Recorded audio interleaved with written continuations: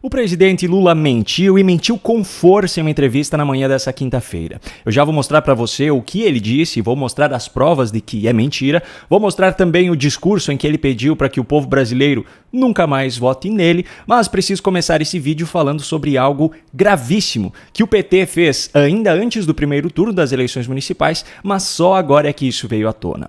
O Partido dos Trabalhadores assinou uma resolução do Foro de São Paulo que reconhece Maduro como vencedor das eleições presidenciais venezuelanas. Com isso, o partido de Lula e companhia assume oficialmente seu posicionamento em favor da fraude descarada do regime ditatorial de Maduro no pleito eleitoral, assim como as repressões e perseguições criminosas praticadas contra cidadãos que simplesmente se opuseram à farsa. Alguns integrantes do partido dizem discordar da decisão, como é o caso do deputado Reginaldo Lopes, que afirma que isso não representa o pensamento de Lula e da grande maioria dos simpatizantes do PT. Bom, concordando ou não, o fato é que o documento foi oficialmente assinado pela direção do partido. Só que tem mais um detalhe muito importante. Essa resolução foi elaborada e assinada em uma reunião realizada no México antes da posse de Cláudia Sheinbaum como nova presidente do país, que aconteceu no dia 1º de outubro, ou seja, antes do primeiro turno das eleições municipais aqui no Brasil. Mas o PT não divulgou esse fato ao público por temer repercussões negativas no pleito eleitoral. O que isso significa? Muito simples. Esse foi mais um exemplo de jogo sujo do PT para tentar manipular os eleitores brasileiros, escondendo aquilo que realmente é feito pelos membros do partido, porque é totalmente contraditório com os seus discursos. No caso das eleições de 2024, a manutenção dessa resolução em segredo se soma a outras jogadas imorais, como os pagamentos ilegais feitos sem aprovação do Congresso Nacional no programa Pé de Meia na semana do primeiro turno, os cortes significativos em benefícios como abono salarial, seguro-desemprego, etc., que serão feitos pelo governo somente após o segundo turno, e por aí vai. E por falar em Foro de São Paulo, a título de curiosidade, para quem não conhece a história desse grupo, ele foi criado por Lula e pelo ditador cubano Fidel Castro a partir de uma reunião organizada por eles com partidos de esquerda, movimentos de esquerda e lideranças de esquerda latino-americanos no ano de 1990. Fidel Castro, que foi amigo íntimo de Lula, já faleceu, mas a ditadura instaurada pela revolução liderada por ele lá em Cuba perdura até hoje no país. Eu já falei algumas vezes aqui no canal sobre a situação de extrema pobreza que afeta mais de 90% da população de Cuba e também sobre como funciona o acesso aos alimentos para os cidadãos, que tem quantidades limitadas por pessoa, controladas através de uma espécie de caderneta, que é chamada de libreta. Coincidentemente, nessa semana, no dia 15, o regime ditatorial cubano fez um anúncio referente à quantidade de carne de frango que as pessoas terão acesso depois da chegada de um novo carregamento.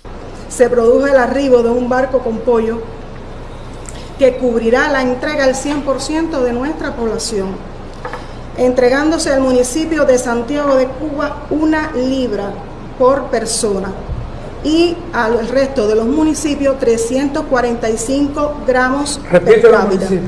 Sería tercer frente.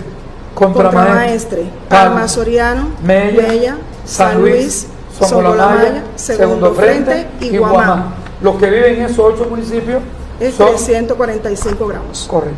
Y para Santiago de Cuba, 1 libra. 1 libra para Santiago de Cuba. Pero también tenemos ahí favorecidas 2 libras a las embarazadas por concepto de dietas médicas. Essas quantidades de 454 gramas para a população de uma cidade e 345 gramas para os moradores das demais são referentes ao período de 1 mês. Pois é, por mais absurdo que pareça, os cidadãos cubanos precisam passar 1 mês com uma quantidade de carne que grande parte dos cidadãos brasileiros consomem em 2 ou 3 dias. Essa é a realidade da população do país que vive provavelmente o sistema mais próximo do socialismo hoje no mundo. Bom, como eu prometi anteriormente, vamos falar agora sobre as declarações feitas pelo presidente. Lula concedeu na manhã dessa quinta-feira uma entrevista à Rádio Metrópole, na Bahia. E para início de conversa eu já chamo a atenção aqui para o nível de militância do entrevistador que foi escolhido. Mas, presidente, eu não sei se você sabe, o pessoal do fake news e a ultradireita e a direita, é impressionante como a classe média juntou-se a essa direita. Eu fico impressionado com isso. Você vê médicos, dentistas, advogados. Eu nem digo bolsonarista, porque Bolsonaro não existe, mas eles são de ultradireita.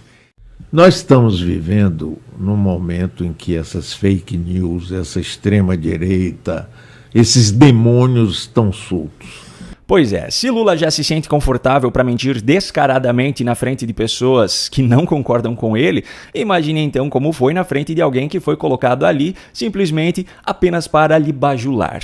Tanto que até mesmo aquelas mentiras mais generalistas e completamente sem sentido foram usadas por ele também. Coloquei o Brasil outra vez no top do mundo. Sim. O Brasil é muito respeitado hoje. Ele só esqueceu de mencionar qual é a parte do mundo que está respeitando o Brasil de Lula. O eixo das ditaduras, aquela parcela de países aliados aos principais grupos terroristas anti-Ocidente. Mas a principal mentira de Lula nessa entrevista foi outra, a velha narrativa de que o PT acabou com a fome no Brasil. Nós acabamos com a fome em 2014, quando eu votei tinha 33 milhões de pessoas passando fome, nós já tiramos 24 milhões e meio da fome e até 2026 nós vamos ter zero fome nesse país outra vez. Vamos aos fatos. A fome não deixou de existir em nenhum momento durante os governos do PT. O que aconteceu foi que, em 2014, o Brasil saiu do mapa da fome da FAO, que é a Organização das Nações Unidas para a Agricultura e Alimentação, vinculada à ONU. Só que o critério utilizado pela FAO para que um país esteja fora do mapa da fome é que a subnutrição e subalimentação esteja afetando menos de 2,5% da população. Em 2014, 2,5% da população brasileira representava mais de 5 milhões de pessoas. Ou seja, mesmo que 5 milhões de pessoas ainda estivessem subnutridas naquela época no Brasil, o país ainda assim não estaria mais no mapa da fome da FAO. Eu já mostrei algumas vezes anteriormente esse gráfico aqui, que tem como fonte 3 entidades brasileiras, Vigisan, PNAD e POF. Os dados mostram que, em seu menor número, no ano de 2013, o Brasil tinha ainda 4,2% da sua população em situação de insegurança alimentar grave. 4,2% da população em 2013 representava mais de 8 milhões de pessoas. Então é mentira que o PT acabou com a fome no Brasil.